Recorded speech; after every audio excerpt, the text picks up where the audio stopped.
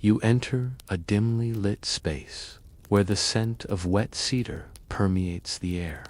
No one speaks. The water steams from a natural spring, and a wooden bucket rests by the entrance. This is not merely a bathhouse, it is a cultural institution. While many imagine the samurai solely through the image of bloodied swords and fierce loyalty, few consider how central the bathhouse was to their concept of honor, hygiene, and even eroticism. For the Japanese samurai of the Edo period, the act of bathing furrow was not indulgence, it was ritual. Cleansing the body was linked to cleansing the spirit.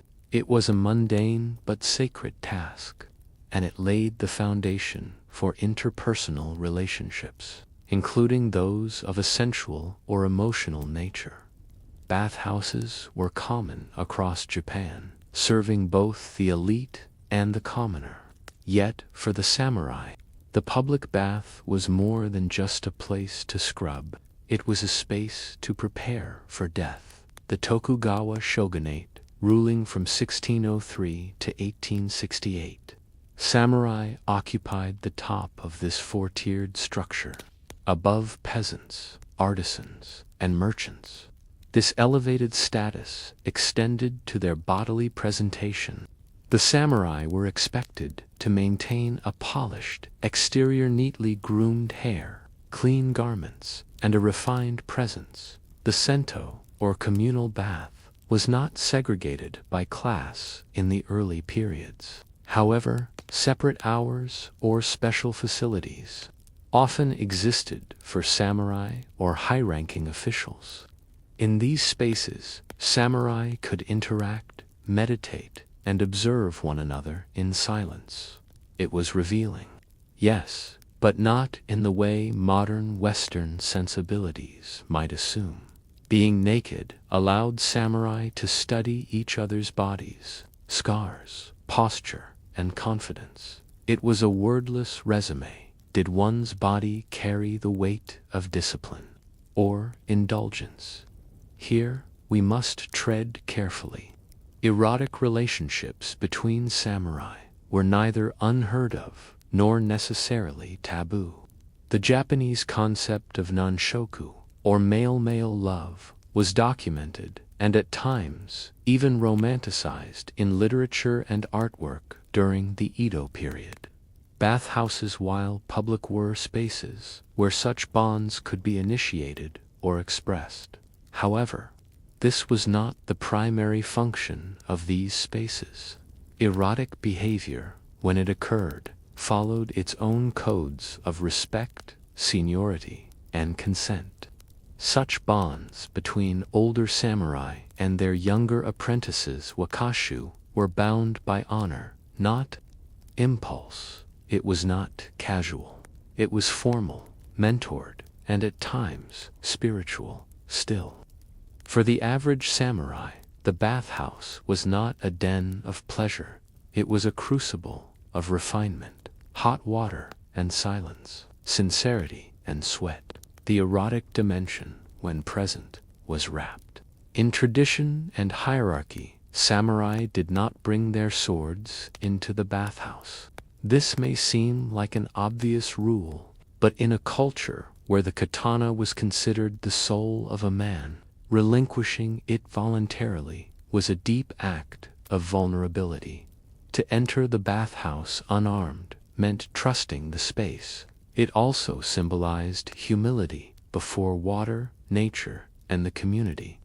If the sword represented the readiness to die, the bathhouse offered a moment to live, cleansed, bare, and aware of the impermanence of all things. But this disarming did not negate the presence of risk. Spaces. There are scattered historical accounts of disputes erupting even in sento, though it was deeply frowned upon. The removal of armor and weapons also revealed the body's truth. Scars, injuries, and tattoos were laid bare, and these revelations could either build respect or shame, in European public bathhouses of the medieval period. By contrast, the Japanese Sento culture emphasized silence and restraint. Talking above a whisper was discouraged. The focus was on introspection and minimalism. This discipline mirrored the Bushido Koda samurai's way of life, based on frugality, honor, and inner mastery. To bathe noisily was to betray a lack of control. To speak idly was to risk dishonor. One curious contrast to knights here is that European warriors were far less constrained in these intimate spaces. A knight might share bawdy tales with squires, or engage in gossip while soaking. A samurai in the same position would be expected to maintain composure, even in private. After bathing, a samurai would dry carefully with a cloth, dress methodically, and often drink a cup of cool tea. This was no rush. Each movement mattered. It echoed the kata, the form practiced in martial arts. Grace extended even into towels and tea-dot in some records. Older samurai were noted to offer their cloth to younger apprentices to use an act that signified mentorship, trust, and occasionally affection. Such gestures, subtle and quiet, spoke volumes within the cultural context. So, in the steaming quiet of a cedar bathhouse, what truly defined intimacy for the samurai? Was it the rare, restrained gesture, shared towel, a look, the silence itself? Or did the absence of weapons, of pretense, strip away the mask of warriorhood? In the dim morning light of a feudal manor, a young boy kneels, his head bowed low before an older warrior. A formal oath is exchanged not of marriage, nor of adoption, but of mentorship. Yet within this pledge lies an intimacy rarely spoken. Aloud in modern tellings of samurai history, this was wakashudo, the way of the youth. It was not merely a practice of mentorship or apprenticeship, nor was it merely a matter of affection. It was a deeply ritualized, honor-bound form of same-sex companionship between an older samurai and a younger male student. But more importantly, it was a socially sanctioned and spiritually framed relationship that emphasized loyalty, learning, and lineage. Today, wakashudo invites complex questions. Was it sexual? Was it platonic? Was it exploitative or empowering? The answer, like many parts of history, is neither. Simple nor singular. In the samurai worldview, relationships were deeply structured. The Bushido code, while often associated with loyalty and combat, also had dimensions related to personal conduct, emotional restraint, and the management of desire. Wakashido evolved within this matrix. The relationship typically involved a mature samurai ninja and a younger male companion, wakashu, usually in his early to mid-teens. These youths were not considered children in the modern Western sense. Rather, they occupied a transitional space, neither boy nor man. Great mirror of male love recorded such relationships in great detail. Far from being scandalous, these bonds were praised when they upheld ideals of loyalty, beauty, and discipline. The sexual component, when present, was described not with shame but with poetic reverence. Still, there were rules. The older samurai had to be adult responsibilities, often with a wife. The younger partner was to be treated with dignity, not as a passive object, but as a cherished and willing companion. In this regard, wakashido stood apart from modern conceptions of sexuality. It was not framed in terms of orientation. It was framed in terms of duty, ritual, and honor. The visual markers of a wakashu were distinct. Boys wore their hair in a style with a forelock megami that signaled their youthful status. The moment this forelock was cut marked their transition into adulthood. Some ceremonies for this transition resembled weddings in their gravity and symbolism. In public, these boys were admired not only for their martial prowess, but also for their beauty. Artworks from the Edo period often depict young samurai in delicate, almost androgynous poses. The line between aesthetics and desire was blurred. Clothing was another signifier. While adult samurai dressed in austere, layered garments, wakashu could wear more decorative attire. Their presence, be it in poetry, performance, or the bathhouse, evoked both innocence and intensity. For this reason, they could be deeply private, but not secret. A young wakashu might live in the household of his ninja. There, he would learn swordsmanship, etiquette, poetry, strategy, and even calligraphy. These were not casual lessons. The samurai class held mastery of both war and culture as essential. Sometimes, these lessons involved bodily instruction, how to move silently, how to fall correctly, how to hold a blade. The older samurai's touch was part of education, not seduction. Yet, as trust deepened, physical closeness could evolve. Historical diaries and letters occasionally speak of these nights not in the language of lust, but in metaphors of firelight, mountain paths, and fleeting spring blossoms.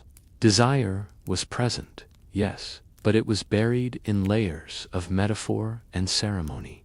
This restraint was key. The samurai ideal was not to suppress emotion, but to control its expression. It is important not to romanticize wakashu-do uncritically.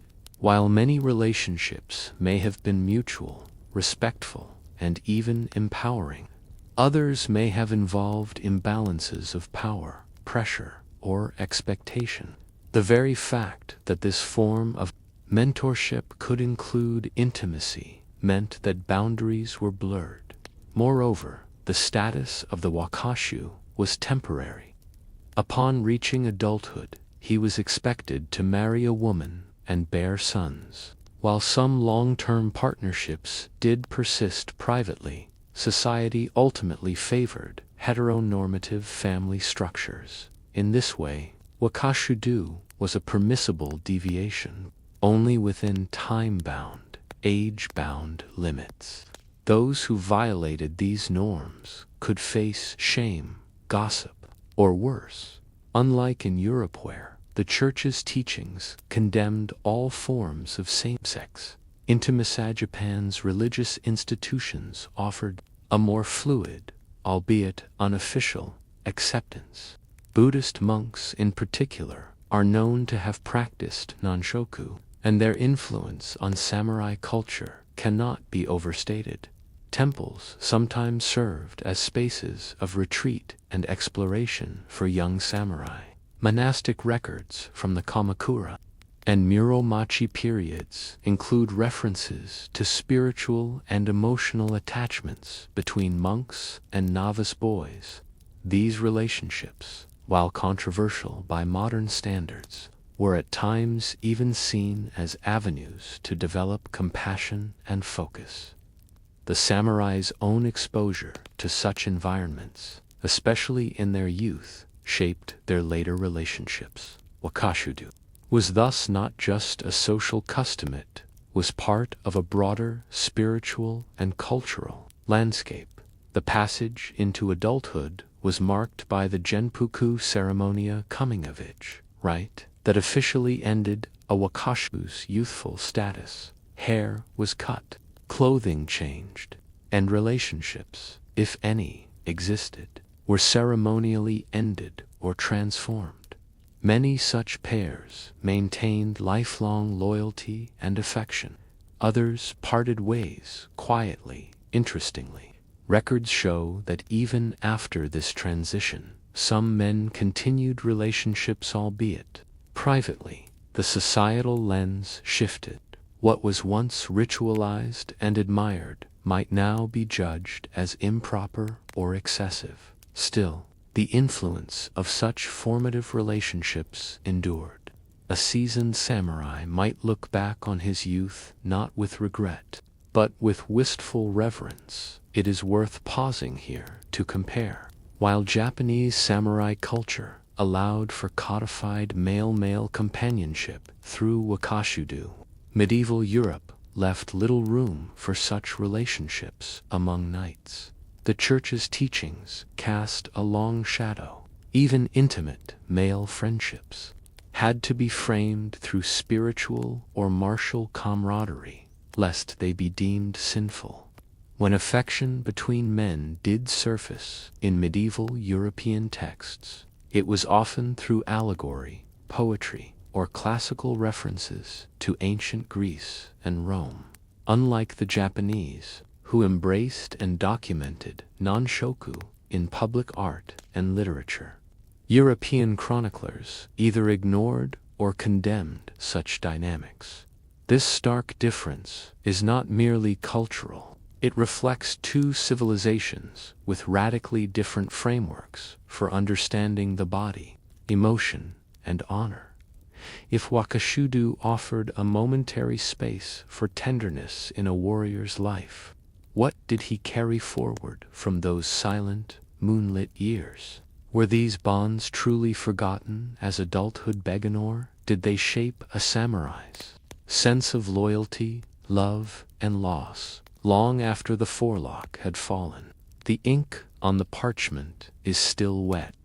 The samurai has written his final poem, elegant in its brevity. His kimono is loose, his body washed, his hair neatly tied. Everything is in its place.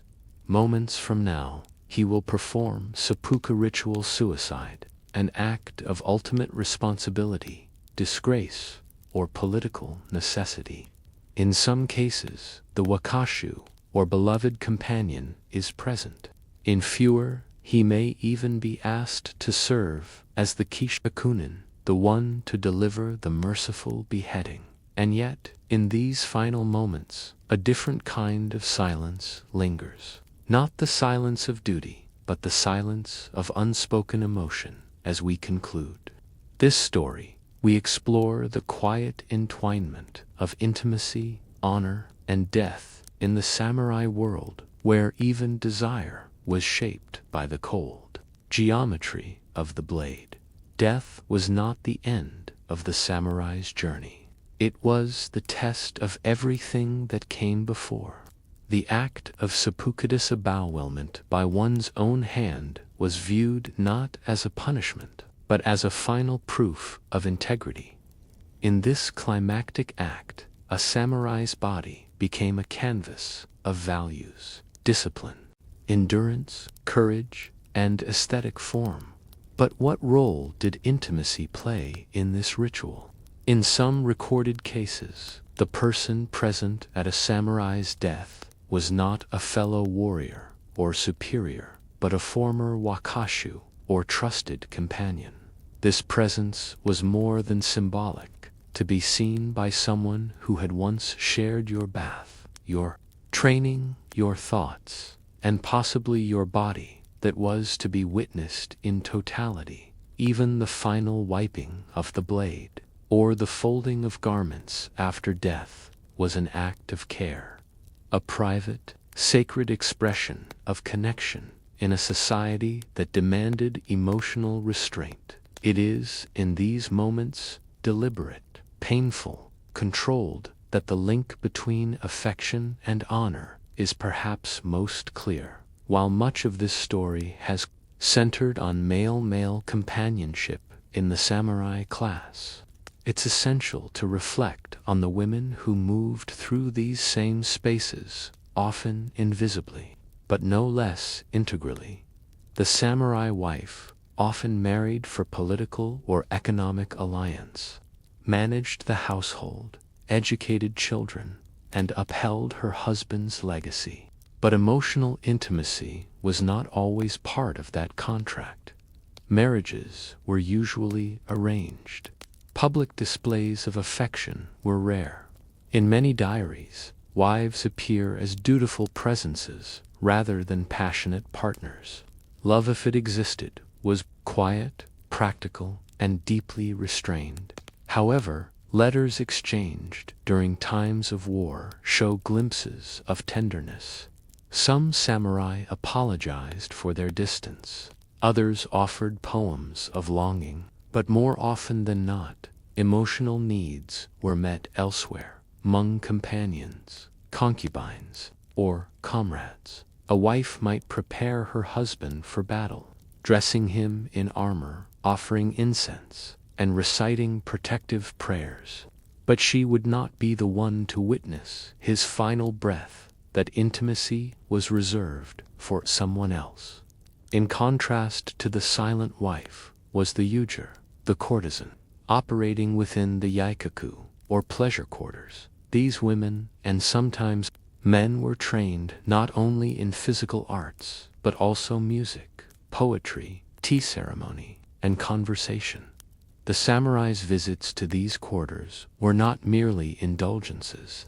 They were escapes into a world where time was fluid, death distant, and affection bought by the hour. Yet, even here, intimacy was coded.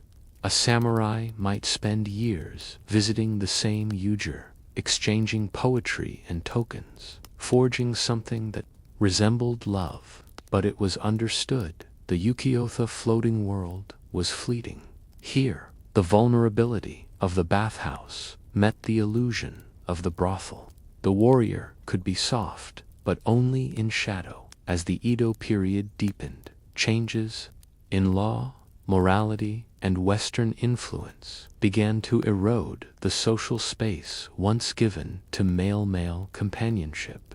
Wakashudo, once accepted, began to fade. By the mid-19th century, public references to such relationships declined. Samurai were increasingly expected to mirror Confucian family ideals, marriage, sons, stoicism, the rise of westernized morality. After the Meiji Restoration further stigmatized previously tolerated behaviors, former wakashu might still hold affection for their mentors. But public acknowledgement became rare. The bonds that once walked proudly in the open now lived only in poems, in memories, and in silence. It was a loss not only of freedom, but of a kind of emotional literacy in private collections across Japan. Small bundles of correspondence, survive letters from older samurai to their companions, filled with layered metaphors, longing, and resignation. Some are written before battle, others just before death. One 18th century letter reads, "If my name is forgotten, let it be by all but you. In the steam of the bath, you saw me not as I was, but as I wished to be. That is the face I take with me." These missives are rarely explicit, but they are intimate. They speak of shared glances across tea tables, silent walks beneath plum trees, the smell of summer sweat after training. In the absence of modern labels, gay, straight, bi, platonic, what remains is feeling, felt, denied, remembered, the tension. At the heart of this story is the divide between public identity and private experience. A samurai's body belonged to the state. It was to be clean, strong, prepared to die at any moment.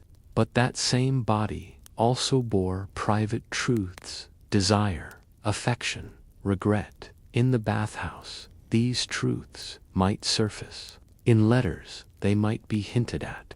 In death, they might be folded away with a blood-stained robe, but they never disappeared. In the most austere expressions of Bushido, there was always the potential for tenderness, and that tenderness, whether expressed in silence or in poetry, is part of what makes samurai history not only honorable but human.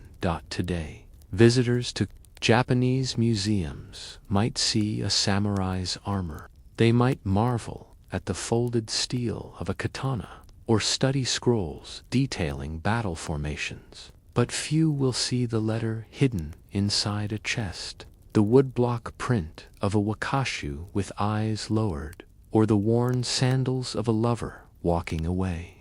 For the last time, history prefers to remember the clean edges, the battles won, the swords drawn. But between those edges lies the real story, one of flesh, of water, of quiet trust built in steamy rooms and cut short by ceremony. And when we ask what love looked like to a samurai, perhaps the answer lies not in a definition, but in a gesture, a towel handed silently, a name whispered once, a blade polished not for war, but for ritual farewell.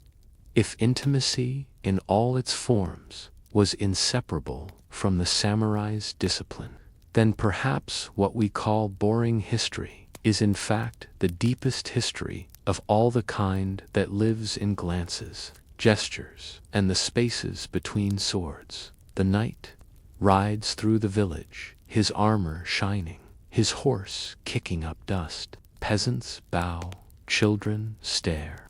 But within his saddlebag, beside the holy relics and letters of fealty, is a token of another sort, a lady's handkerchief, embroidered with initials, still carrying a faint scent of lavender. The romantic image of chivalry is well known, but the lived experience of a knight's sexuality was anything but romantic.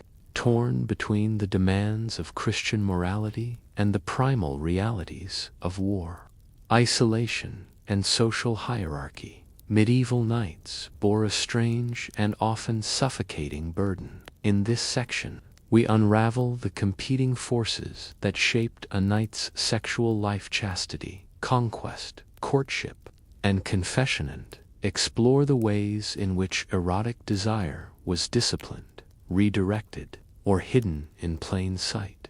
The most defining pressure on medieval sexuality, particularly for knights, was the influence of the Church. From the 11th century onward, the Catholic Church wielded immense control over public morality, private life, and bodily conduct. Sex, though necessary for procreation, was viewed as spiritually dangerous. Lust was one of the 7 deadly sins, and knightsmen, often away from their wives, exposed to temptation and accustomed to violent passion, were frequent targets of moral reform. Clerics preached that the body was weak, sinful, and prone to corruption. The Church demanded periodic abstinence, not just from priests, but from married couples as well. On holy days, before Mass, during Lent, after childbirth, before battle, these mandates meant that, for much of the year, even lawful marital sex was forbidden. For knights who spent long stretches in the field or in campaign, this created an emotional and psychological tension. Expected to be loyal, but absent; expected to be chaste, but surrounded by temptation. Confession offered one release: in private chambers, knights admitted to sins of the flesh, real or imagined, and received penance, fasting, pilgrimage, or but sin, like desire, was cyclical. The image is iconic: a metal contraption locked over a woman's loins, designed to keep her pure while her knight fought in faraway lands. But was the chastity belt real? The answer is complicated.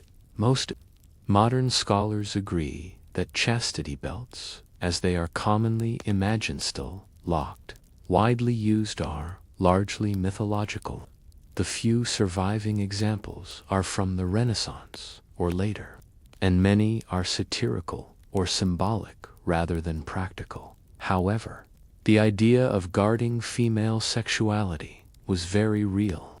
Knights often married women to secure alliances, property, or titles, not love. Once married, their wives were expected to remain faithful, manage the estate, and raise heirs. Jealousy, suspicion, and rumor followed many knightly marriages. Letters, when they survive, hint at coded language.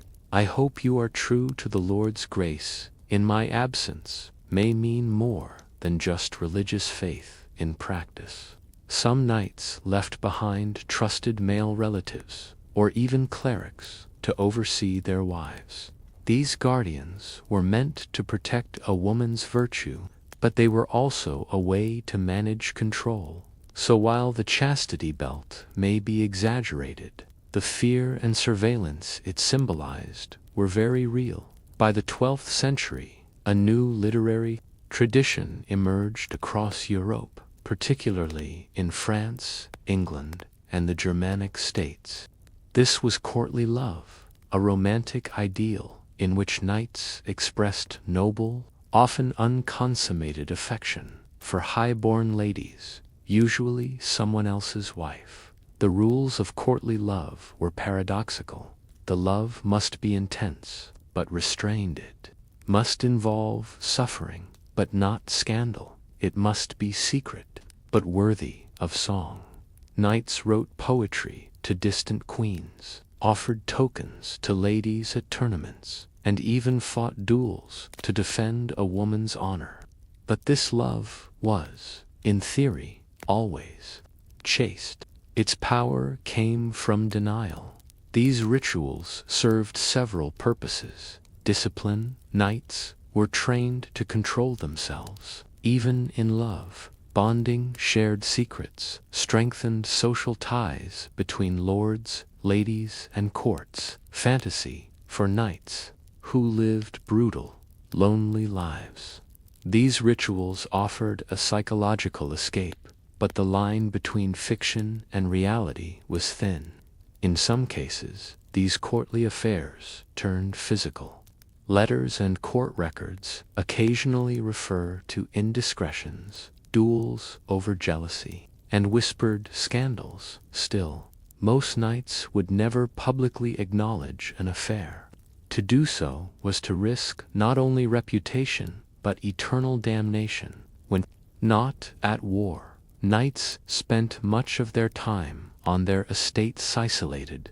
Their sexual lives during these periods were shaped not by epic romance, but by proximity. The household itself was a place of layered intimacy. Female servants, kitchen girls, widowed cousins, and guests rotated through the domestic sphere. Many knights developed relationships, some consensual, others coerced, with women of lower status. These relationships were rarely acknowledged publicly. Children born out of wedlock might be sent to monasteries, or quietly absorbed into the household as wards or servants.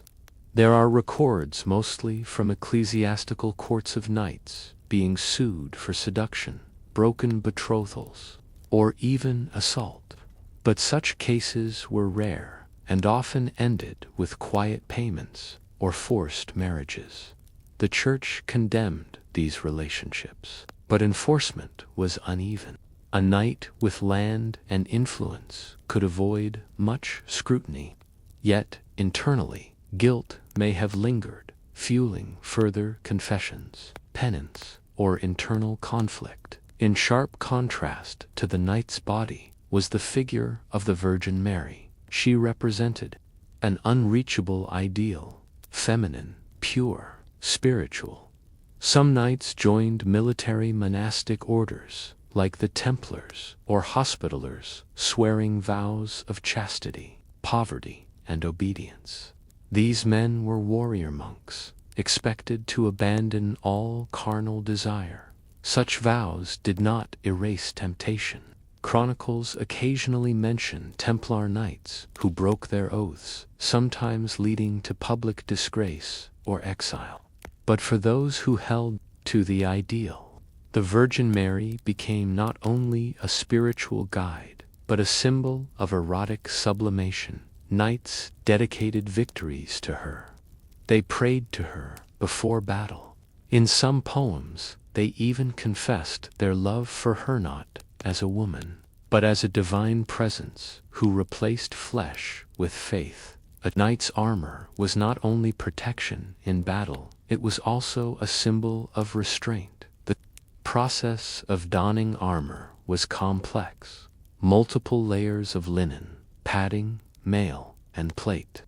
Once suited, a knight was essentially trapped inside his own body, sweating, aching, unable to easily sit or relieve himself. In literature, this armor became a metaphor for emotional and erotic repression. The knight's heart locked away.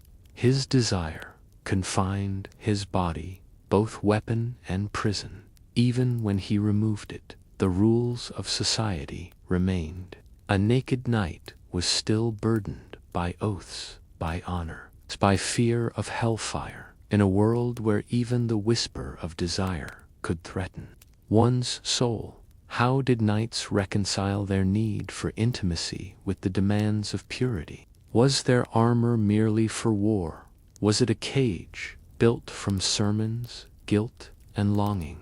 Behind the thick walls of medieval castles and manors, far from the eyes of confessors and bishops, human nature persisted. A whispered word in a corridor, a hand beneath the dining table, the sound of movement behind a tapestry. Despite all that has been said about the knight's duty to God, king, and country, the physical needs and emotional longings of real men could not be so easily confined. This section explores the realities of desire and transgression in medieval Europe. Extramarital affairs, secret liaisons, clerical hypocrisies, and the quiet mechanisms that made intimacy possible in an age obsessed with virtue. While the knight was away sometimes for months or years on crusade, his wife ran the estate. In legal terms, she often had authority to manage land, labor, and legal disputes, but her emotional life that remained under scrutiny. Society expected the noble lady to remain chaste and loyal, yet not every woman submitted to that fate.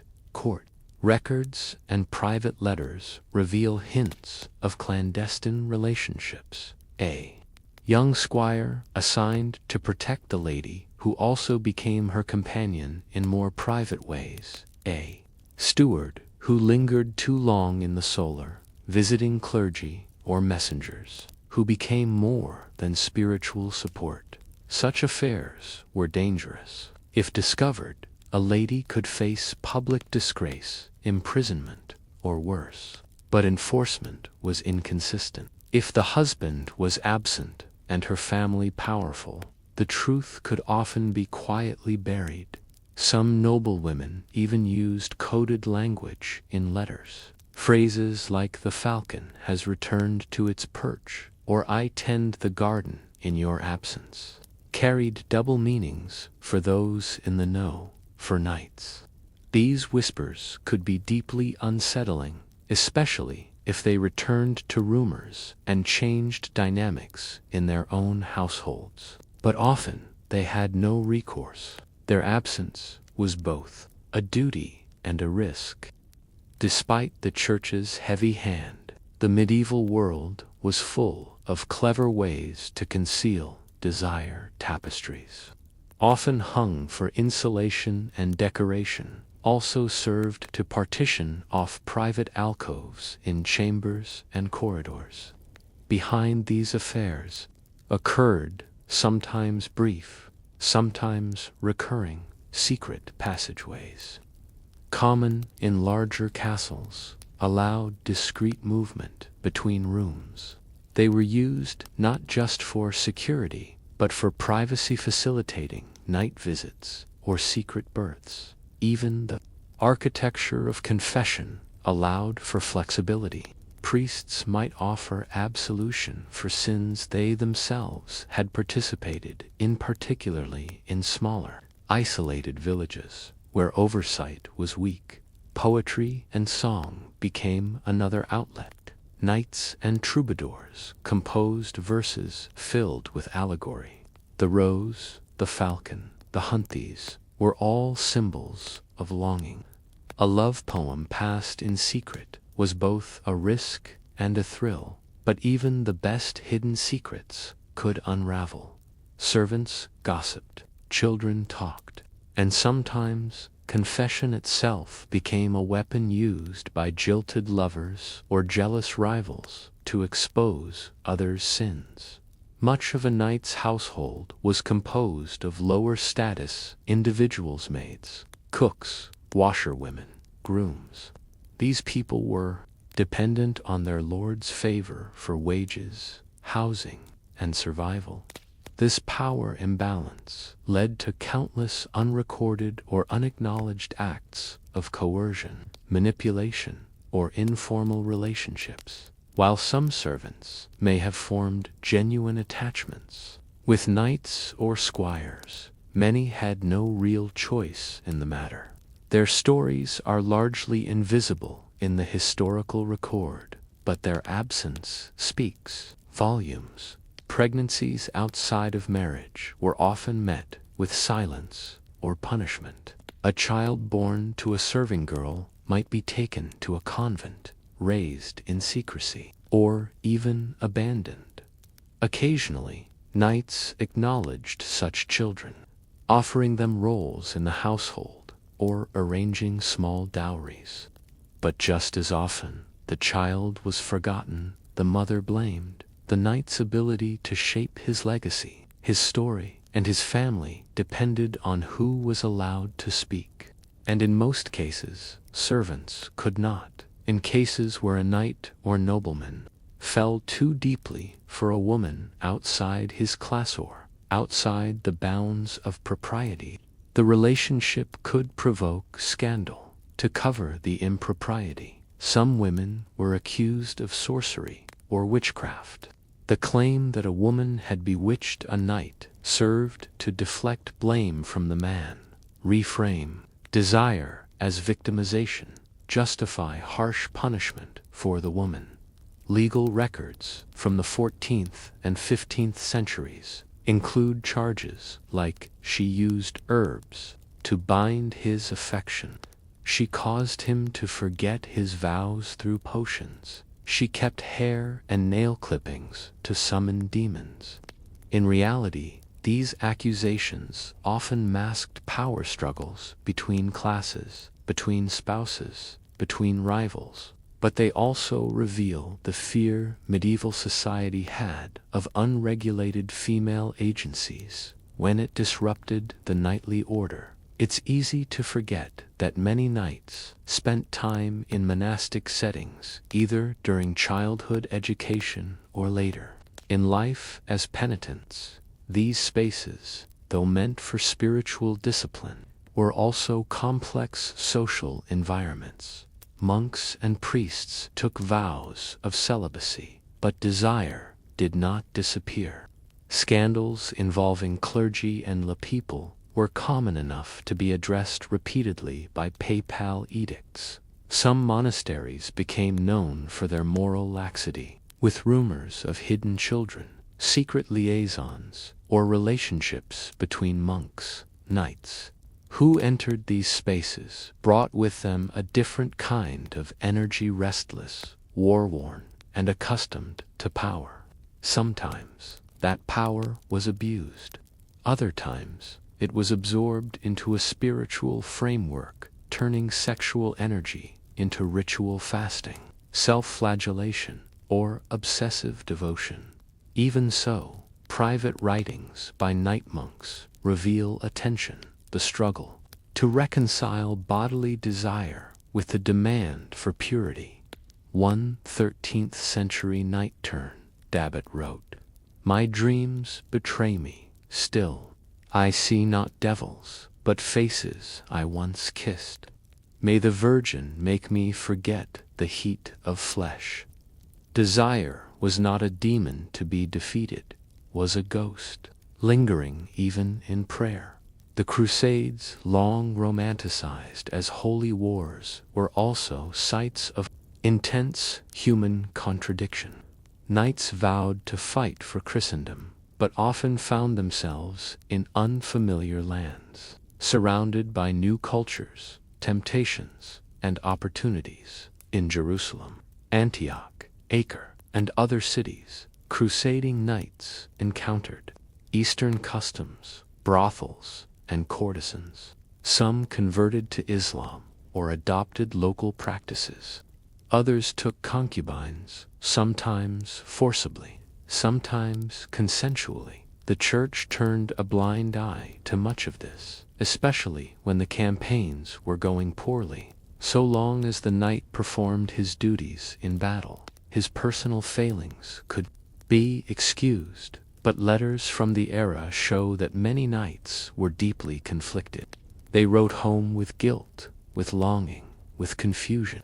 Others were pragmatic. Better a pagan concubine than sin with men or beasts. One letter grimly states, "These were not just moments of lust, they were cultural collisions, where the rigid framework of Christian morality cracked under the weight of reality. For all the private indulgences, a knight's public reputation remained paramount. Gossip could destroy alliances. Accusations of scandal could derail careers. In some cases, rival nobles used rumors of sexual impropriety to weaken a knight's standing. Accusations of adultery with a noble's wife, rumors of relations with squires or male servants, allegations of heresy tied to unnatural acts. To defend his honor, a knight might be forced to issue public denials, make pilgrimage, or even challenge accusers to a duel. Thus, sexuality, whether active, repressed, or imagined, was never private. It was always political. In a world of codes, corridors, and confessions, what did it truly mean to love? Were medieval knights ever free to feel, or were they always performing, not just for their church and king, but for a legacy that demanded they die unblemished? He rides no more. The wars are over. His limbs ache, not from armor, but from age. The songs of courtly love have long faded from the halls, and the lady he once adored is now a widow, cloistered in a convent. The knight lies in his private chapel, preparing not for a duel or a feast, but for death. As we close this story, we explore the intimate rituals surrounding death, memory, and desire in the life of the medieval knight. In a world where open affection was dangerous and legacies mattered more than honesty, how were the final moments shaped by secrets of the heart? In medieval Europe, the deathbed was a sacred stage, a time for spiritual reckoning, legal closure, and sometimes unguarded emotion. For knights, this moment was especially significant. Many had spent their lives in conflict, torn between flesh and faith, duty and longing. As they faced death, many sought one last absolution, to confess, cleanse the soul, and prepare for judgment. But what did they confess? Priests often recorded confessions only in general terms: sins of the flesh, unlawful desires, impure thoughts. But these vague phrases masked a wide range of emotional and physical realities. Lifelong affairs never made public, illegitimate children,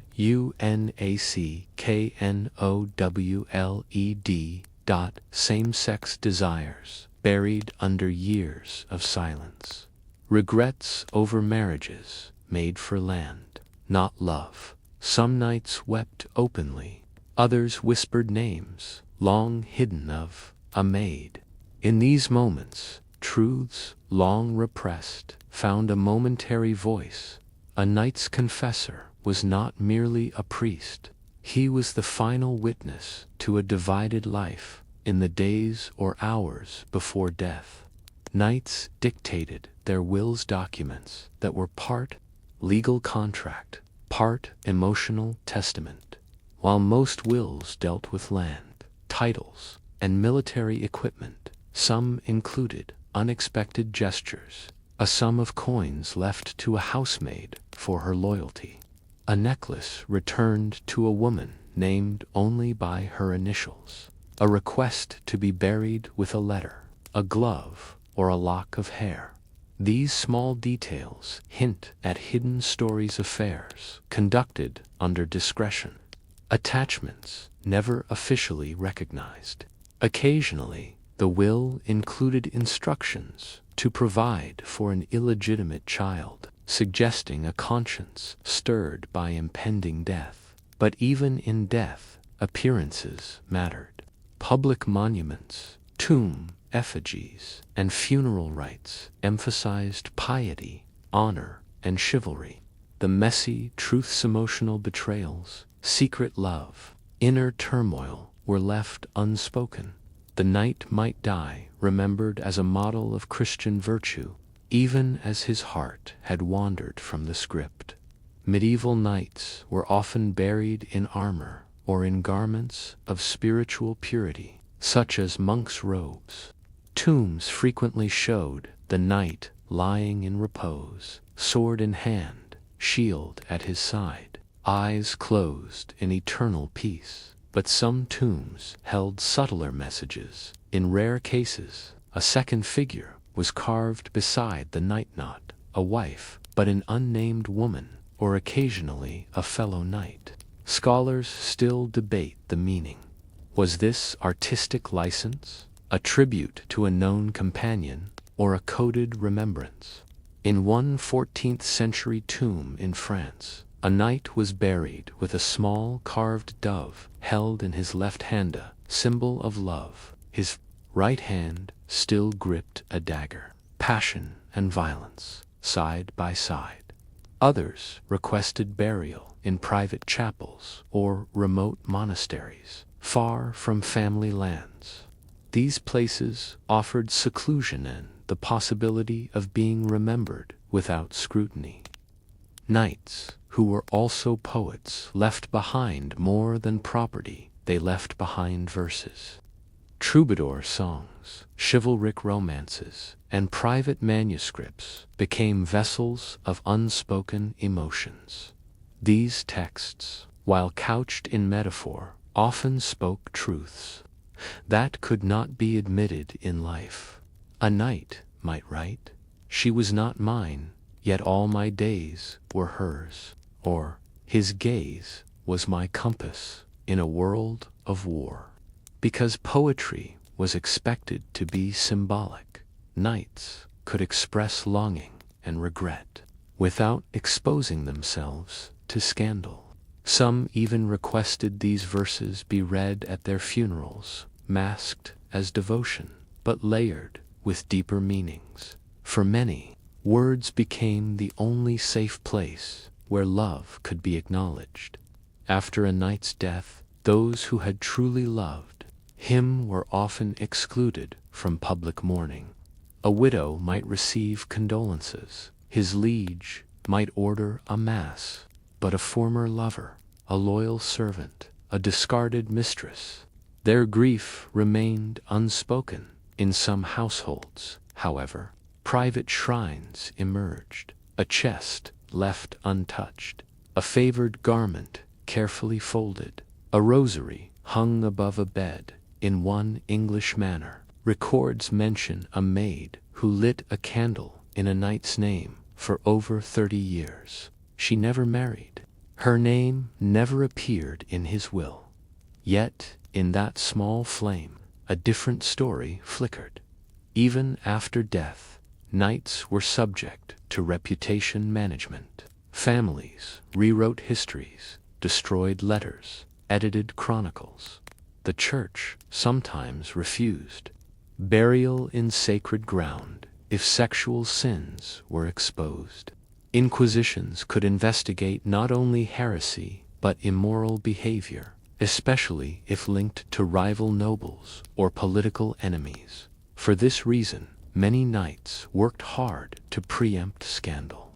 They gave generously to monasteries. They ordered hagiographies. They suppressed rumors through bribes or alliances. But beneath this effort, there remained the essential human truth, the desire to be remembered as more than one's sinsan, perhaps in a whispered corner of a crumbling chapel, to be remembered for one's loves. 2. Some of the most poignant records of knightly intimacy come not from official documents, but from final letters, written in a shaky hand, sealed with wax, and entrusted to trusted retainers. These letters were often not addressed to wives or heirs, but to a former squire now serving in another land, a lover hidden in the household for decades, a child born out of marriage, acknowledged in ink, if not in life. One surviving letter from a 15th century knight reads, "To you I gave the best of my youth, to others only my name. May you forgive the silences I kept, for they were not chosen, they were required." Another ends simply, "If I am remembered, let it be by your smile." These words, lost in dusty archives, hold echoes of men who dared to love beyond permission and who, at the end, wished only for honesty. However quiet, the knight is gone. The tomb stands silent, but his story does not end with titles and armor. It lingers in folded letters, in worn lockets, in the distant look of someone who once waited at the window in the end. Perhaps the greatest burden of the knight was not his sword or his code, but the impossibility of being fully known, not by the church, not by his lord, not even by his wife. And so we ask, can honor exist without truth? Can love survive in silence? Or is the legacy of the knight forever caught between duty and desire, between the dagger and the dove? In the flickering candlelight of a provincial castle, two young men sit shoulder to shoulder, one brushing his long black hair into a topknot, the other sharpening his blade. Their movements are methodical, familiar, unspoken. A glance between them communicates what words cannot. One will ride out at dawn, the other may never see him again. This is not a love story, or at least not the kind you might expect. It is a story of male companionship, deeply honored and complex feature of samurai culture. At its heart lies an ancient paradox. The closer to men became, the more invisible their bond had to become. In this section, we begin unpacking the social architecture, emotional weight, and spiritual significance of same-sex relationships among samurai. We explore what these bonds meant militarily, socially, and privately, without reducing them to either scandal or sentimentality. Japanese samurai society was organized around hierarchies of trust, from the daimyo down to the lowliest foot soldier. Loyalty was cultivated through daily rituals, shared duties, and constant proximity. When a young man entered samurai service, either through birth or apprenticeship, under the mentorship of an older samurai, the older man, called the ninja, took responsibility not only for the boy's martial education, but for his moral, social, and sometimes spiritual development. The younger partner, the wakashu, was not a passive student. He was expected to emulate his mentor, anticipate his needs, and eventually grow into his own leadership role. This relationship was not inherently sexual, but it was intimate. In the West, such closeness between men is often framed through binary terms, platonic or romantic, straight or gay.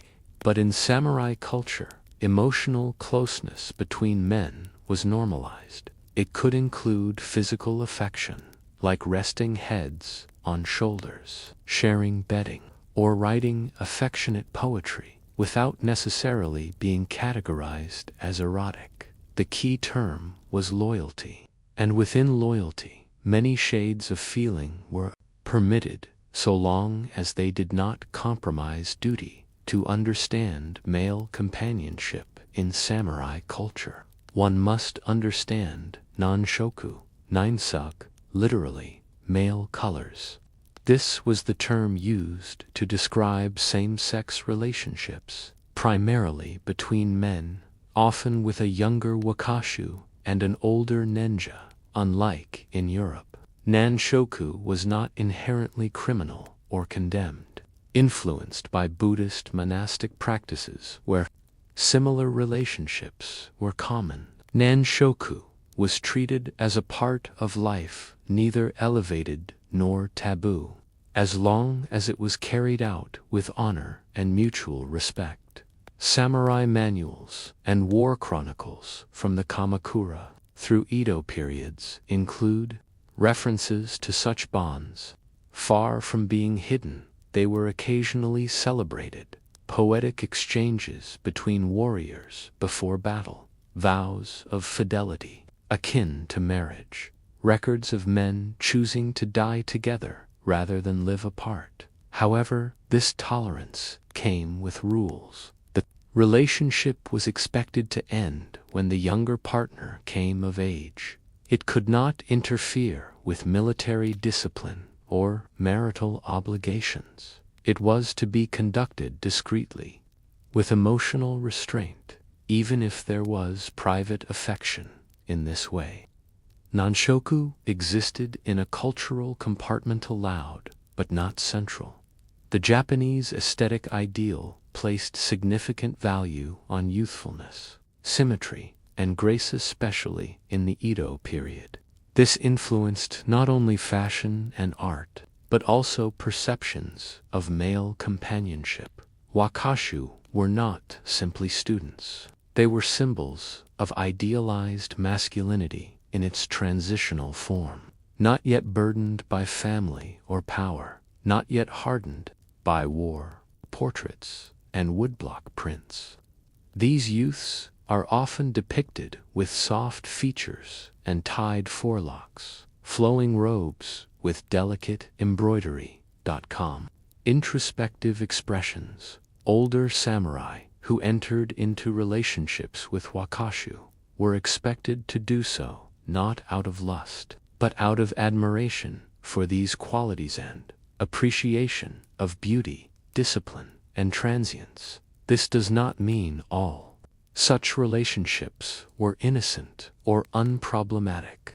As with any power dynamic, there were opportunities for exploitation, but the societal framing of these bonds allowed emotional expression between men in a way rare for most historical warrior classes. It is difficult to know how many same-sex companions fought and died together. Records are sparse, and language is coded. But in some battle accounts, historians detect extraordinary devotion between samurai that may point to more than camaraderie. In one 16th-century chronicle, two warriors are described dying entwined arms around one another, calling each other's names. Another mentions a warrior who, upon his companion's death, withdrew from the battlefield and committed seppuku ritual suicide, not for defeat, but for heartbreak. Such moments were recorded not as scandals, but as evidence of rare devotion. Even outside of battle, the close quarters of samurai life traveling, training, and living together fostered bonds that could last decades. When one companion was promoted or transferred, letters exchanged between them reveal emotional depth, longing, and remembrance.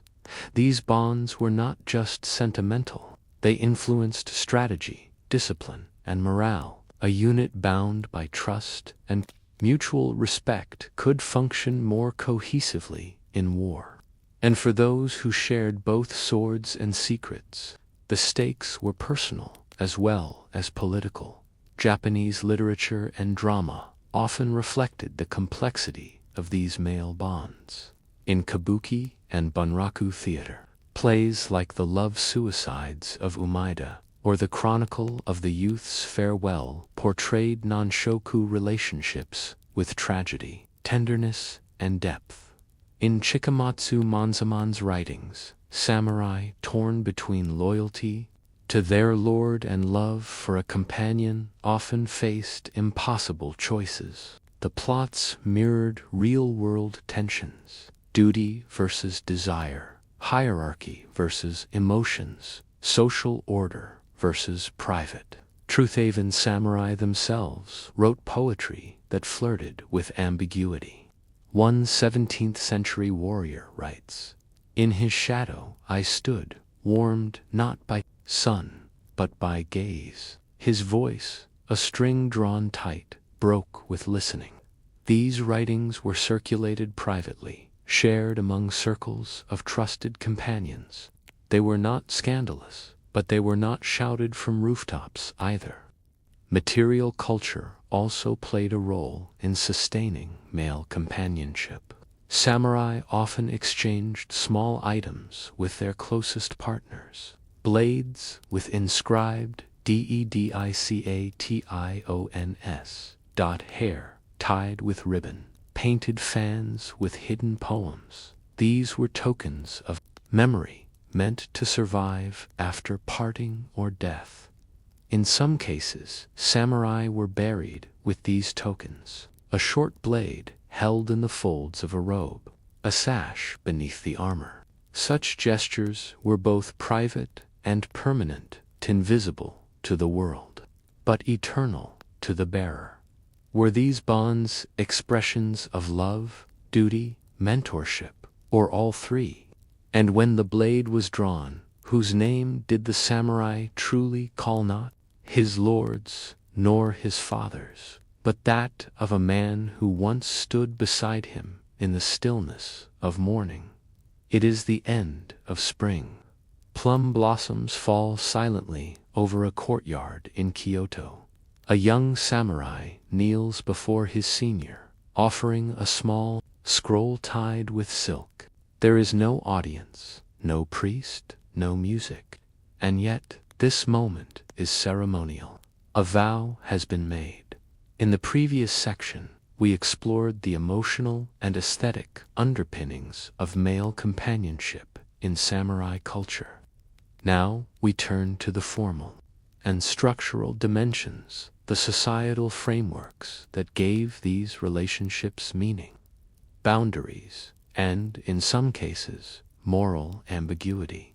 Unlike fleeting romantic liaisons, many same-sex bonds among samurai were organized around deeply ingrained rituals, mentorship systems, and social expectations. In this section, we examine the institutions that supported or suppressed these relationships and how they evolved over time. Though wakashudo is often translated as the way of the youth, it was more than a euphemism for same-sex love. It was a codified cultural tradition, particularly during the Muromachi 1336 to 1573 and early Edo periods 1603 to 1868. Written manuals and moral treatises such as The Way of the Youth by T.F. outlined expectations. The older samurai ninja must initiate the relationship with respect and sincerity. The younger partner, wakashu, must give consent and maintain decorum.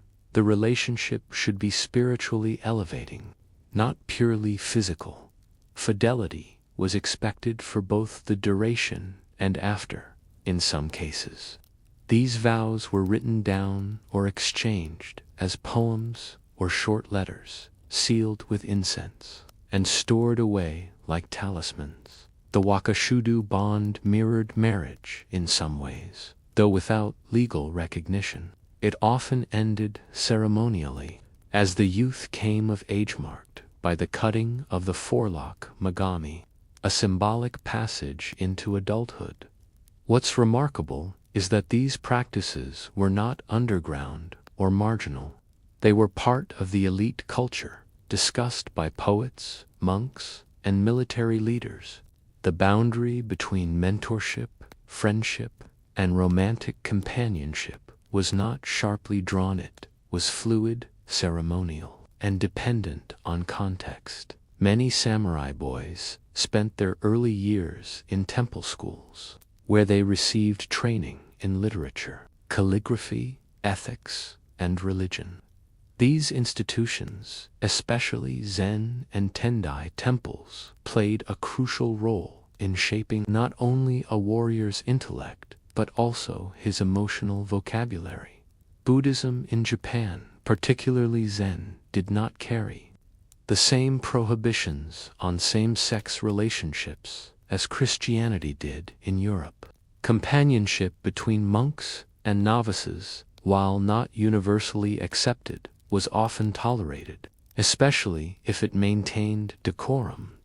From these early spiritual environments, many samurai absorbed a meditative attitude toward desire, not to repress, but to observe and control it, a language of affection rooted in impermanence and aesthetic appreciation, a non-dualistic view of love and discipline as complementary, not contradictory.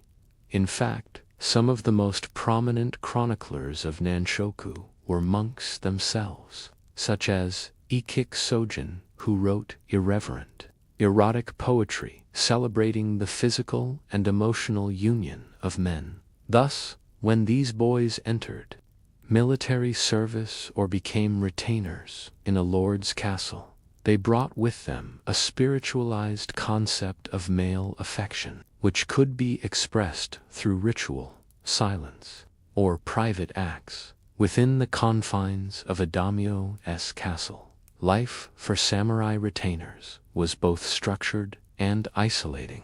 Men lived, trained, and slept in close quarters, sometimes for years. They were rarely allowed to leave without permission, and social interactions were tightly controlled. This intense male homosocial environment fostered not only friendships, but deep emotional bonds.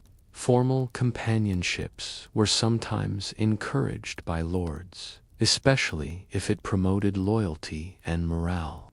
Other times, such relationships were viewed with suspicion, especially if they created rivalries or distracted from duty.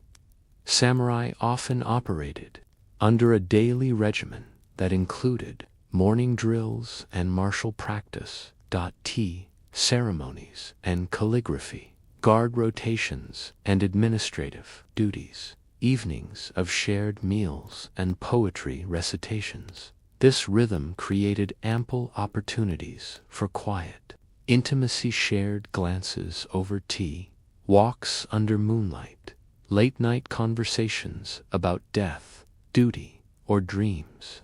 The emotional richness of these interactions is preserved in letters, poetry, and personal journals. One 18th-century samurai wrote in his diary, "In his silence, I heard my own heart. In his sorrow, I found a blade sharper than my own." Samurai were expected to marry women often from aligned families, part of broader political strategies. These marriages, while essential for producing heirs and cementing alliances, were rarely based on affection or shared interests. In contrast, male companions often shared a common educational background, mutual respect earned through years of martial training, emotional fluency, rare commodity in arranged marriages, the freedom to speak without formality, at least in private. Some samurai maintained lifelong friendships or more with former wakashu companions, even after both were married with children. Letters reveal longings for past intimacy, regret at emotional distance, and the persistence of memory. These dual lives were not necessarily contradictory in samurai ethics. So long as public duty was fulfilled, private affection could exist in the margins, but there was always a line. Crossing it publicly, especially in later periods, risked social and political danger. By the late 18th and early 19th centuries, the tone of samurai culture began to shift. Neo-Confucian morality, imported from China and promoted by the shogunate, emphasized strict gender roles, family loyalty, and social hierarchy.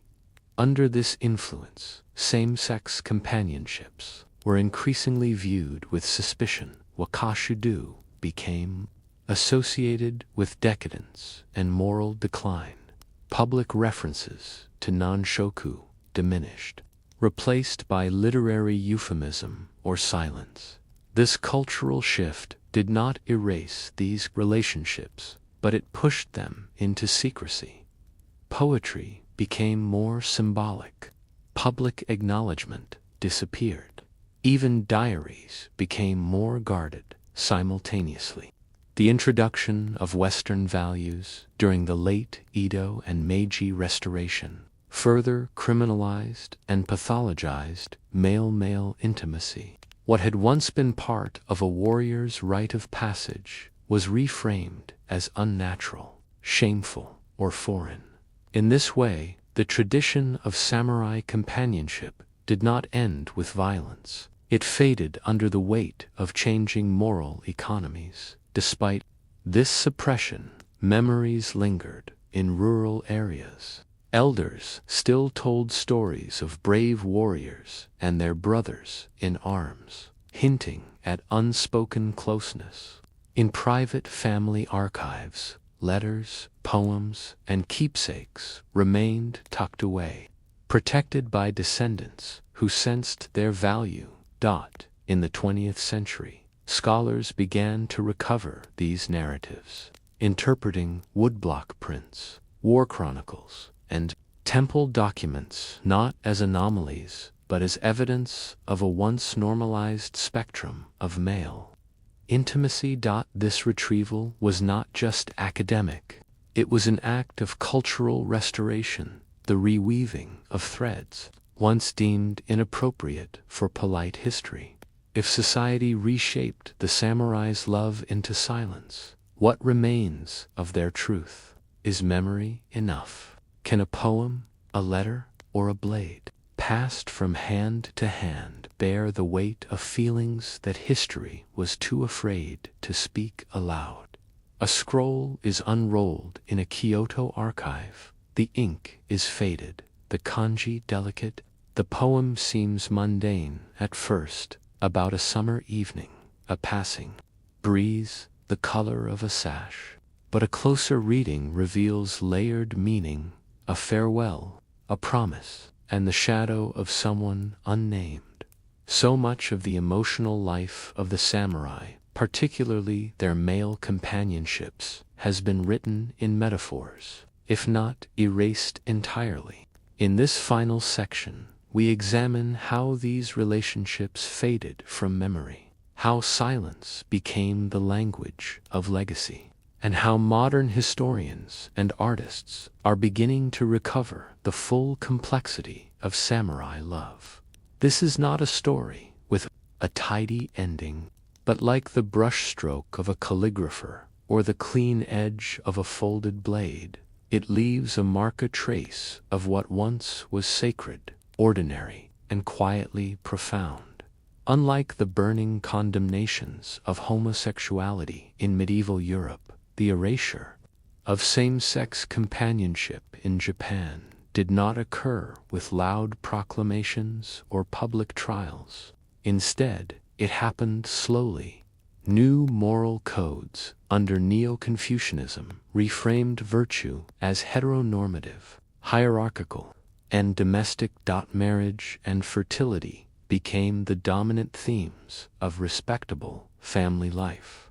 Literature and theater turned toward nationalistic or commercial themes, and nonshoku became less marketable. Samurai themselves, adapting to bureaucratic roles in a peacetime Edo society, internalized new standards of respectability. By the 19th century, the once open presence of wakashudo had been reduced to faint references in woodblock prints, coded lines in poems, and family documents stored out of sight. And yet there were few denunciations, no mass trials, no systematic repression, just a shift in focus, a cultural turning of the page.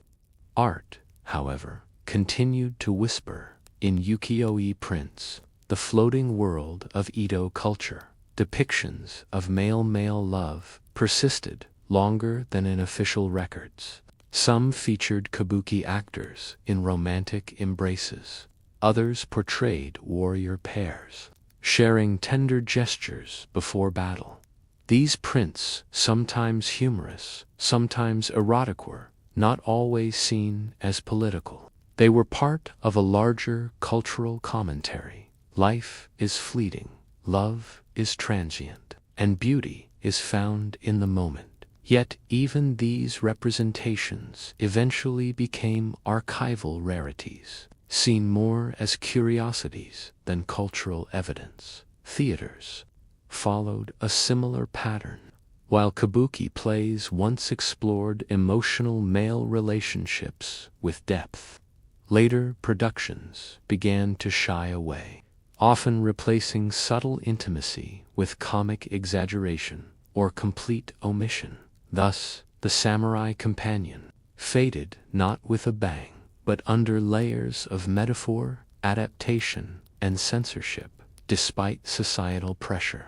Some samurai carried their early relationships through life, letters exchanged for decades, stored in lacquered boxes, token scraps of cloth, poems, even small weapons passed along like inheritance. Retainers who served together until death, buried near each other in family plots. In one record from 18th century Tottori domain, 2 former wakashudo partners were interred in the same temple precinct, their family crests side by side.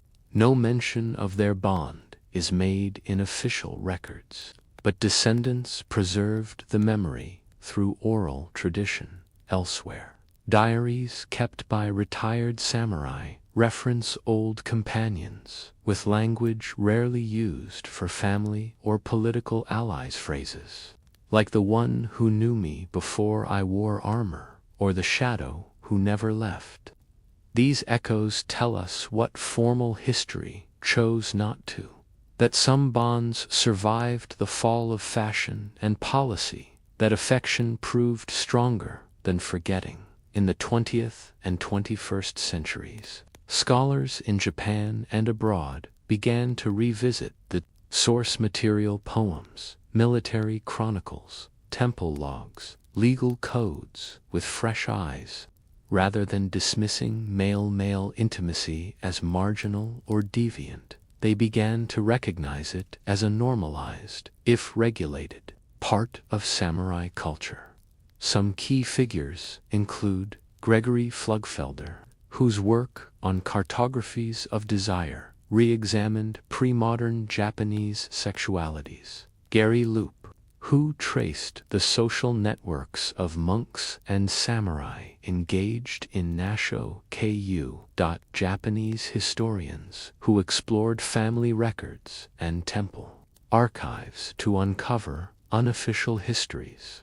Meanwhile, artists and filmmakers began reclaiming these stories. Modern plays and manga, often inspired by shonen or yaoi genres, drew upon samurai aesthetics, though not always with historical precision. Some critics accused them of romanticizing or distorting the past, while others saw them as acts of cultural recovery. The truth, as always, lies somewhere in between. Not all stories are noble, not all are tragic, but they are real. The rediscovery of male companionship among samurai is not just about sexuality, it's about rethinking masculinity itself. Modern narratives often paint warriors as emotionally detached, driven by violence or honor. But the samurai letters, poems, and rituals tell a different story. A man could write verse to another man without shame. He could bathe with him, sleep beside him, weep for him. He could train him in swordsmanship and mourn him as a lost part of himself. This emotional literacy of vocabulary of closeness between men is striking when placed against the backdrop of war and hierarchy. And it challenges the very idea that to be strong, one must be closed off. If the samurai ideal included stillness, silence, and reflection, then perhaps intimacy quiet, disciplined, unspoken, was not a contradiction, but a fulfillment.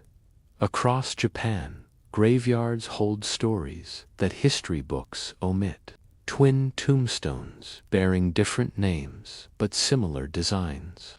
Shrines maintained by generations who were told only these two were close. In Kamakura, in Kanazawa, and even in modern Tokyo suburbs, traces of these lives endure. And sometimes, visitors leave offerings not of incense or flowers, but of folded paper cranes, tied in pairs, as if remembering what the world forgot. Such gestures are small, but they say something profound, that memory can outlive silence, that love, even unspoken, leaves a footprint. So what do we make of the samurai who stood beside another man, not just in battle, but in life? Who wrote poems about moonlight and loss? Who offered a cup of tea with trembling hands? Who walked 100 paces behind and still followed? Were they warriors or lovers? Friends or something deeper? Were they breaking rules or living by an older code that simply made room for tenderness? And if we are only now beginning to tell their stories fully, the question becomes not just what we missed, but why we were so eager to forget. The monastery is quiet, too quiet, perhaps. Bells ring to mark the hours. Feet shuffle in prayer. Books are copied by candlelight. It is a life of discipline, of poverty, obedience, and celibacy.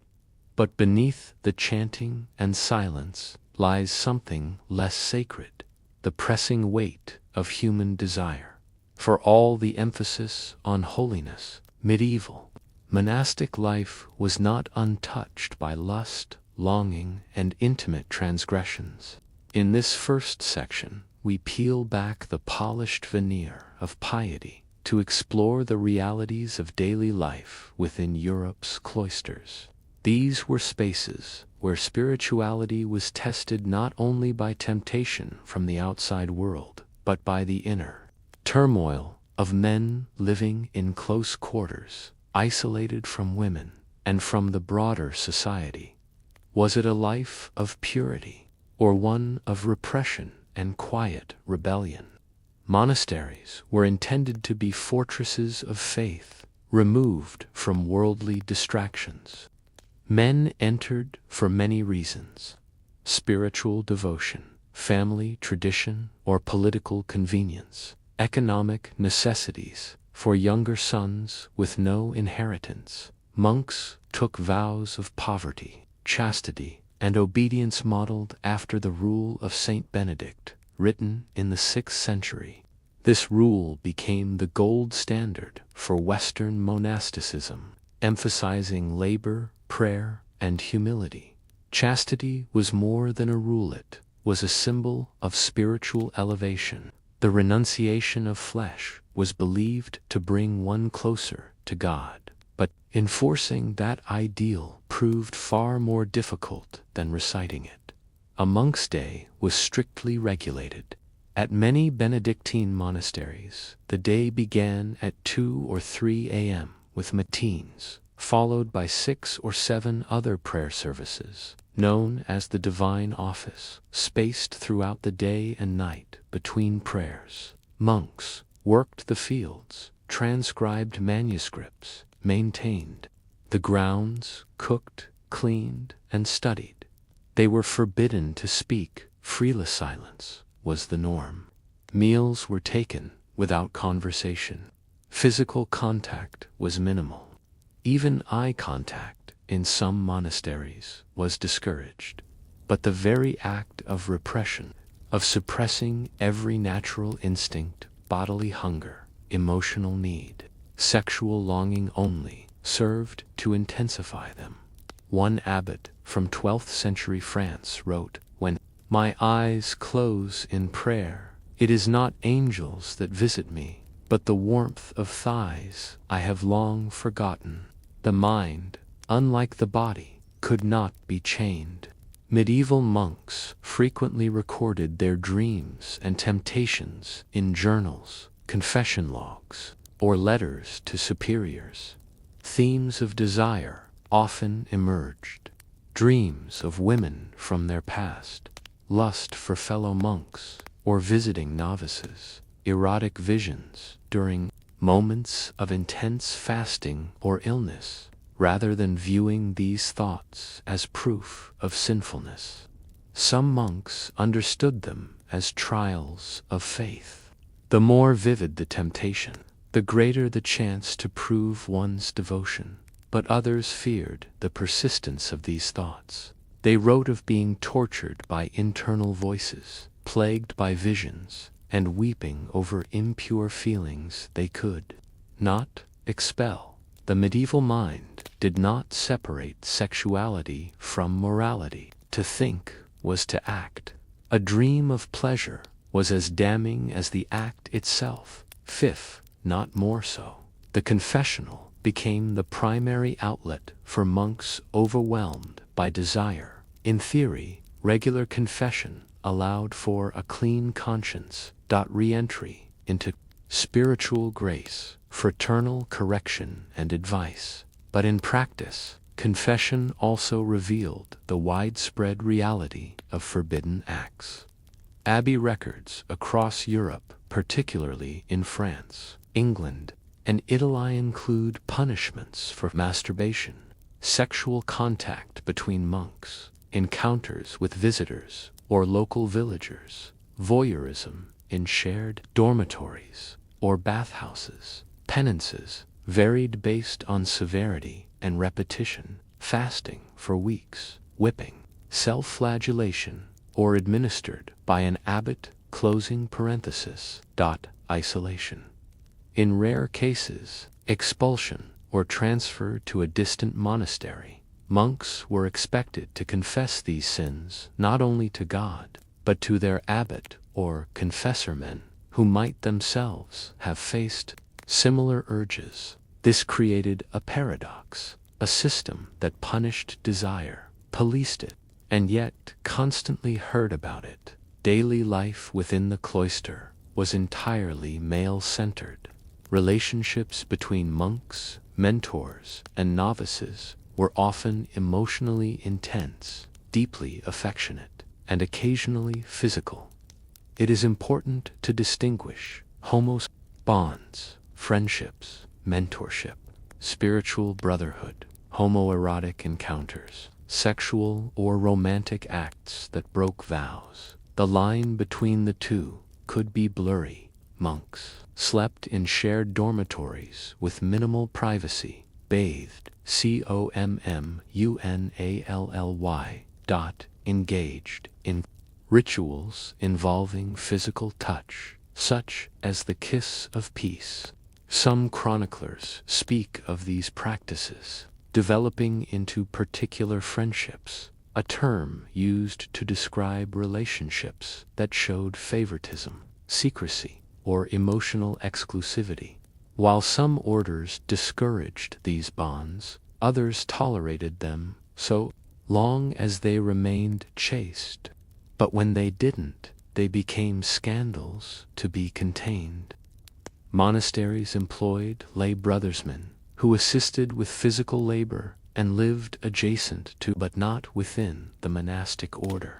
They cooked meals, managed livestock, and worked in the infirmary. They were often less educated and lower status, which made them both socially and sexually vulnerable. Some monks, particularly higher-ranking ones, abused this power imbalance.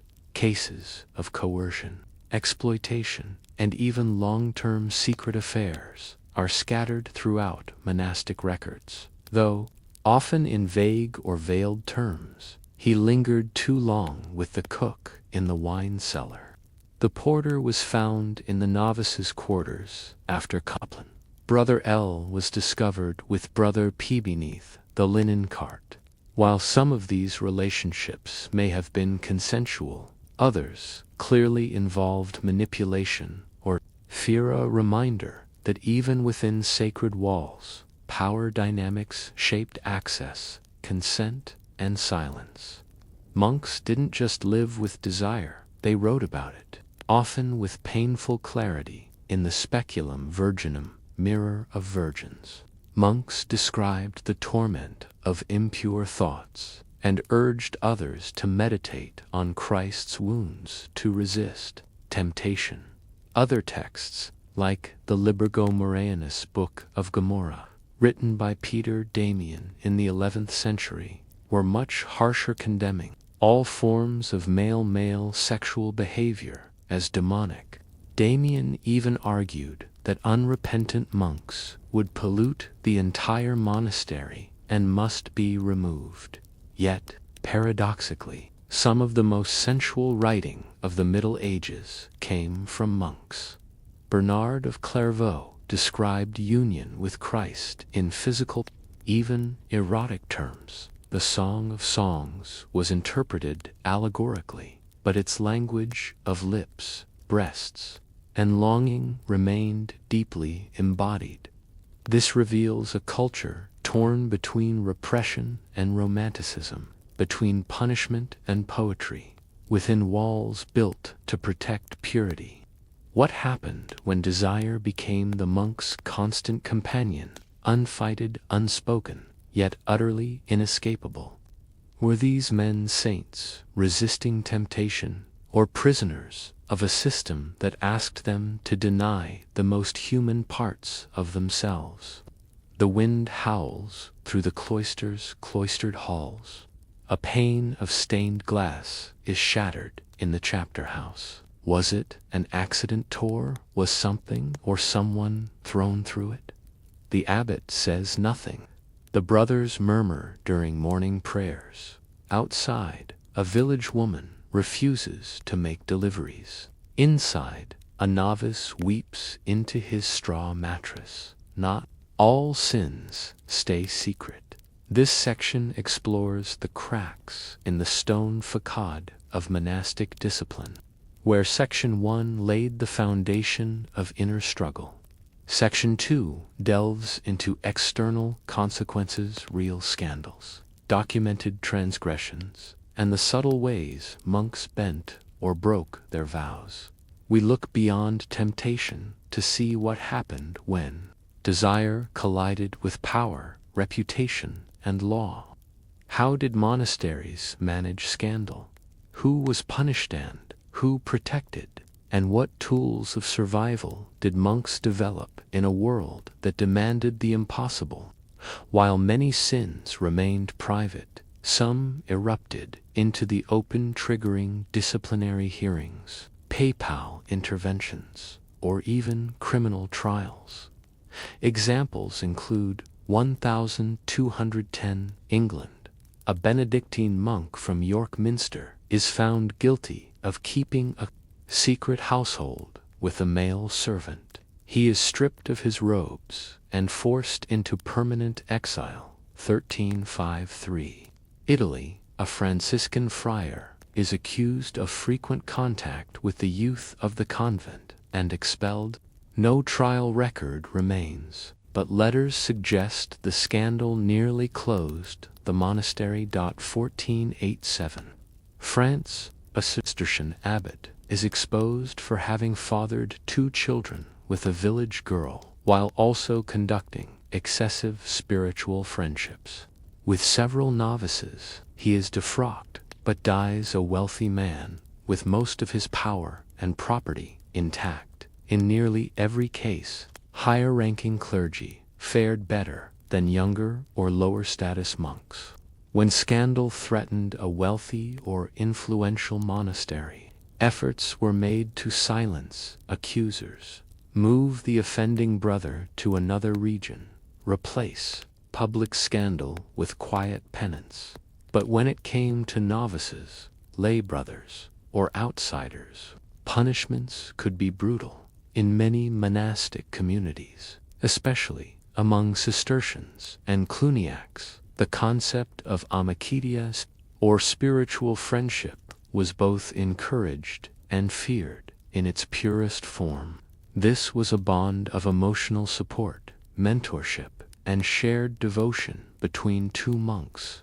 Letters from the 12th and 13th centuries are filled with tender, even passionate language. In your voice I heard my salvation.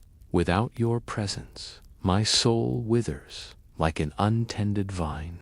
These letters often used the language of the Song of Songs, a biblical text filled with intimate metaphors. But unlike traditional romantic love, spiritual friendship was meant to remain non-physical. However, chroniclers noted that some monks used the framework of spiritual friendship to mask erotic attachments. In one 1322 case from Germany, 2 monks who shared a cell were accused of using their friendship to justify nightly visits and joint confessions. While some abbots tolerated these bonds as morally ambiguous but emotionally necessary, others saw them as a slippery slope toward corruption. Spiritual friendship became a paradox, both a tool of survival and a cloak for sin. When monks broke their vows, whether through masturbation, sexual contact, or emotional attachment, they were expected to undergo ritual purification. This often included fasting, sometimes for 40 days, public confession before the entire monastic chapter, self-flagellation, using cords or knotted whips, isolation, sometimes for weeks or months, in a cold cell. One account from a 14th century Dominican house describes a monk who, after falling with a fellow brother, requested to walk barefoot across sharp stones for an entire night while reciting the Psalms. Such penance could be self-imposed or ordered by superiors. It was meant to purge not just the sin, but the desire itself. And yet, even the most extreme forms of penance often failed to cure temptation. Many monks confessed the same sins repeatedly over the course of years.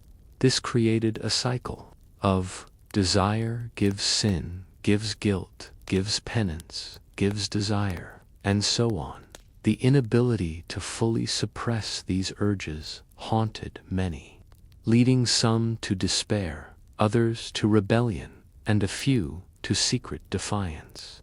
Not all monks submitted to the system. Some found ways to subvert the rules without entirely abandoning their vocations. Tactics included coded language in journals and letters to hide affectionate relationships, late-night visits facilitated by sympathetic older monks or distracted watchmen, pilgrimage excuses to leave the monastery and meet secret lovers, mutual confessions used not for spiritual cleansing, but as a shared intimacy. In one French monastery, a group of young monks reportedly formed a private club called the Order of the Vine, where they read erotic poetry under the guise of classical study and exchanged keepsakes from past relationships. While these activities were not common, they suggest that even in highly controlled environments, desire found a way. Monks were not simply victims of repression. Some were agents of quiet resistance, using creativity, language, and ritual to carve out moments of humanity in a rigid world. The psychological toll of monastic life, especially on those struggling with desire, could be immense, monks wrote. Of melancholia, a pervasive sadness thought to stem from demonic temptation, noonday demons, which attacked during periods of boredom or fatigue, visions, hallucinations, and voices, often interpreted as trials or divine punishments, self-injury, or extreme asceticism, such as sleeping on stone floors or refusing food. In rare cases, monks abandoned their orders entirely. Some fled to cities, changed names, or even converted to other religions to escape. But most stayed. They confessed, prayed harder, punished themselves, and began again. This cycle of struggle reveals not just a failure of discipline, but a profound conflict between human nature and spiritual aspiration. Despite repeated censorship, some stories of monastic transgression survived. In 16th century Spain, inquisitors discovered a series of love letters exchanged between two monks over 15 years. The letters are poetic, filled with longing, and at times painfully resigned. I have placed our names on the margins of every book I copied. They will burn the letters, but not the ink we shared. The letters were destroyed, but a partial transcript remains in an inquisitor's notes. Other documents exist only as fragments, torn pages, half-burned scrolls, marginalia in psalters. These traces tell us what official records could not, that for every rule broken, there was a story buried. If monks were meant to model divine discipline, what does it say that their most intimate struggles were not against the world, but themselves? And if even the holiest men could not kill desire, does that mean they failed, or that the rules were never made for real people to begin with? In a remote monastery, centuries after its last inhabitant passed away, vines have overtaken the cloister. Garden, the scriptoria, are silent, and in one of the cells, buried beneath dust and parchment, a tiny inscription is found etched into the wooden bed frame. I loved, and that too was prayer. This final section considers the long echoes of desire within monastic life, not just as moments of failure or rebellion, but as human experiences transformed by belief, guilt, grief, and grace. What became of those monks who carried forbidden longings for decades? How were their memories preserved or erased? And what does their quiet persistence suggest about the boundaries between sin, love, and sanctity? Monasteries were built to preserve memory of saints, founders, donors, and martyrs. Tomb inscriptions, stained glass, and illuminated manuscripts all told stories of devotion. But when it came to monks who strayed from the expected path, especially those with known or suspected same-sex relationships, records were often altered or lost. Obituaries were shortened or omitted. Achievements downplayed. Spiritual legacies quietly severed. Yet not all traces disappeared. In some necrologies, monastic death books, monks are remembered with subtle deviations. He kept a companion beside him in all seasons. He was known for his poetry and his loyal heart. His confessions were long, but his silence was longer. Such phrasing implies unspoken truths, memories too delicate to name, but too significant to ignore. In rare cases, pairs of monks are buried beside one another, their stones inscribed with verses that suggest lifelong emotional bonds. Whether these were chaste friendships or something more, the ambiguity allowed for remembrance without censure by the late Middle Ages. Theologians began to distinguish between sinful acts, external, punishable, temptation, internal, forgivable, desire as an unavoidable, if dangerous, part of the human condition. This shift allowed some monks to reflect on their struggles with more nuance. They began to speak of desire not simply as a failure, but as a pathway to understanding suffering, humility, and even the divine. One 15th century Dominican writes, "I carry a fire within me, unlit by flesh, yet kindled by it. My longing is a wound, and in that wound I find God." This sentiment echoes the mystical traditions of figures like Julian of Norwich and John of the Cross, who used the language of love, ache, and longing to describe their union with the divine. For some monks, desire became a metaphor, its pain, a mirror of Christ's own suffering, its restraint, a form of ascetic triumph, while public confession addressed acts, poetry, and song offered monks a space for emotional expression. Texts like "The Lament of the Cloistered Heart" or "The Garden Behind the Wall" describe unnamed companions. Moonlit walks, tears shed beside altars. These works often disguised gender to preserve deniability, used floral or animal metaphors to describe lovers, described longing in seasonal imagery. Spring equals desire. Winter equals suppression. One poem reads, "He sang beside me at matins, and I forgot the words. His voice was clear as water and I was drowning." Though rarely preserved officially, such poems were copied and shared in secret.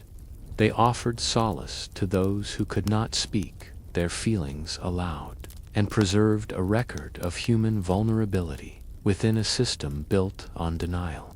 Ironically, some monks with deep inner conflicts around desire were later canonized. Take Alred of Rievaulx, 12th century, a Cistercian abbot whose writings on friendship are among the most emotionally rich in all medieval monastic literature. Though never accused of sin, his language toward male companions was tender, even passionate. He wrote, "There are three kinds of friendship: carnal, worldly, and spiritual. But the best kind transcends them all. It is when souls meet in God and cling not by flesh, but by affection." Modern scholars debate whether Alred experienced same-sex desire, and if so, how he channeled it. What is certain is that his writing gave other monks a framework for reconciling love and faith, even if that love went unnamed. In this way, the same institutions that silenced many also sanctified the emotional depth they produced. The Church feared unregulated desire, but admired the poetry and theology that repression sometimes yielded. Not all monks remained cloistered. Some, overwhelmed by guilt or longing or seeking new forms of meaning, left the monastery altogether. Their lives outside varied. Some joined new religious orders with more lenient rules. Others became traveling preachers or scribes. A few disappeared into cities, living as anonymous artisans, tutors, or healers. Letters from ex-monks occasionally surface in archives, often filled with gratitude for having escaped the rigidity of cloister life, regret at leaving behind companions or unfinished vows, longing for those they could no longer contact. In some cases, former monks entered marriages of convenience, while quietly maintaining relationships emotional or physical, with former companions or new partners. These stories complicate the neat division between sacred and profane, celibate and not. They remind us that monastic identity was not always permanent, and that the search for spiritual integrity often led through the very desires the monastery sought to banish. Modern historians and theologians have returned to monastic archives with a new question. What if the sins recorded in ledgers and punishments were not signs of failure, but signs of a deeply human, deeply spiritual struggle? Today, scholars of queer history and religious studies collaborate to reinterpret texts long dismissed as mere moral warnings, trace the emotional vocabulary of monks across centuries, celebrate the creative, artistic, and theological output that arose from these tensions, rather than viewing the presence of desire as a flaw in the system. Some now see it as a hidden strengther, testament to the complexity of devotion, the richness of monastic life, and the capacity of individuals to carry both longing and faith in the same body. What do we make of a man who gave up the world, wore a robe of wool, recited prayers for 50 years, yet never stopped dreaming of a touch, a smile, a name whispered at night? Was he broken, hypocritical? Or was he, perhaps, the most honest of all? In a world that demanded perfection but offered none, the monk carried his desire like a candle in the dark, not to shame it, but to watch it flicker and learn from its light. And maybe, just maybe, the monastery was not where desire went to die, but where it learned to speak in code, in silence, and in song. It is evening in Edo. A sliding door clicks softly into place. The lord of the house has returned. His wife is seated in the rear chamber, arranging incense. A concubine tends to his outer robes. Across town, a geisha prepares tea in a dimly lit room, awaiting a man she's entertained for years but will never marry. 3 women, 3 roles, 3 entirely different definitions of love. In this section, we begin unraveling the social structure of romantic and sexual life in feudal Japan, not through the lens of men, but through the position of women bound to systems of beauty, loyalty, and silence.